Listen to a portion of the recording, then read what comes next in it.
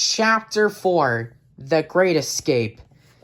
Back at the dentist's office, Dr. Sherman stuck a set net into the tank and captured Nemo. "Jump in and swim down," Gil yelled. The rest of the tank gang joined Nemo in the net and forced it away from the dentist. But suddenly, Dr. Sherman scooped Nemo into a plastic bag. Then he set the plastic bag by the tank.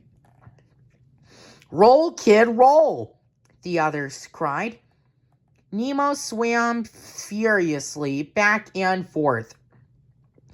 But the dentist spotted the wobbly bag and stuck it in a tray to keep Nemo from falling. Nemo and his friends were worried Darla would be arriving any minute. Suddenly, a bell rang. Darla burst into the room. "Fishy, fishy, fishy," the dentist's niece cried. Dr. Sherman reached for the bag. Nemo was floating upside down, playing dead. Everyone in the tank cheered. If the dentist flushed Nemo down the toilet, he'd travel through the plumbing to freedom. But their joy instantly turned to horror when Dr. Sherman started walking Nemo over to the trash can instead.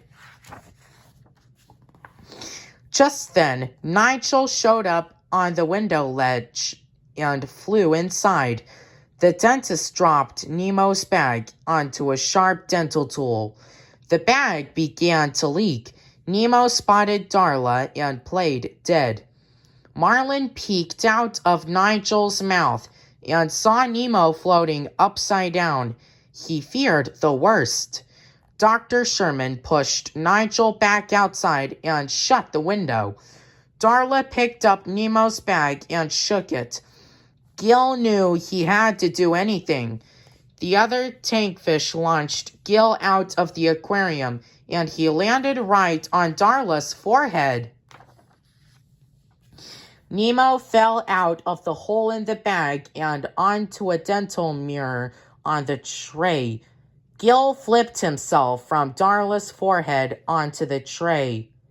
"Tell your dad I said hi," he said, and then he smacked his tail on the dental mirror, causing Nemo to fly over Darla's head and into the spit sink. Nemo escaped down the drain. Back in the harbor, Nigel dropped Marlin and Dory into the sea. Overcome with sadness, Marlin said goodbye to Dory. She pleaded to stay with him. He had to become like family to her, but it was no use. Marlin couldn't stand to be around any reminder of his failed search for his son. He swam off and began his long journey home. Meanwhile, Nemo rode the rabbits through the water treatment plant.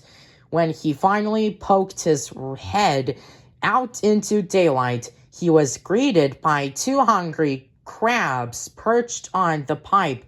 Nemo quickly swam away to avoid their snapping claws. He had just missed his dad passing by. Escaping from the crabs, Nemo swam back toward the harbor and went off in search of his father. But instead, he found Dory swimming in circles and sobbing. Dory and Nemo introduced themselves to each other. But of course, Dory had no memory of Nemo or the search she had been on to find him. Nevertheless, the two swam off together.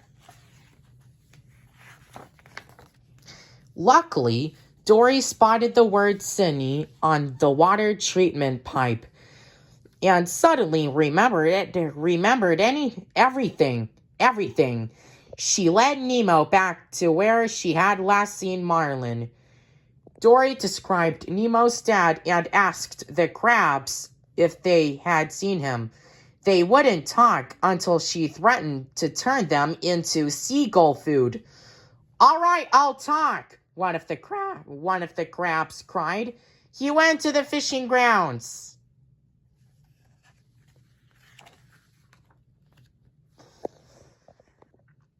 Dory and Nemo were reunited with Marlin in the fishing grounds nearby.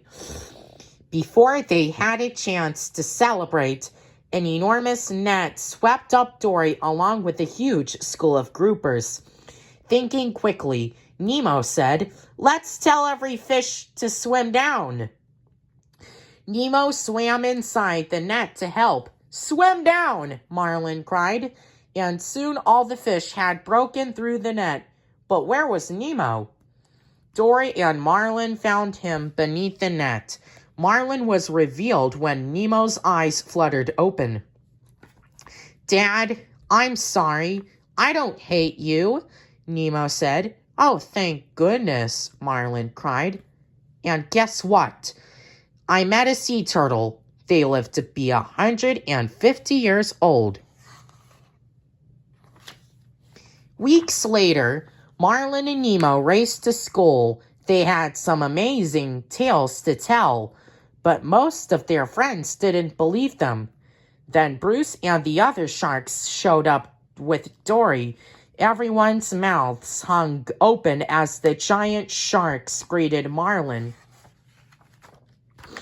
Nemo swam onto Mr. Ray's back, and the class started to leave. "Oh, wait! I forgot something," Nemo said. Nemo swam back to his dad and gave him a big hug. "Love you, Dad," said Nemo. "I love you too, son," said Marlin.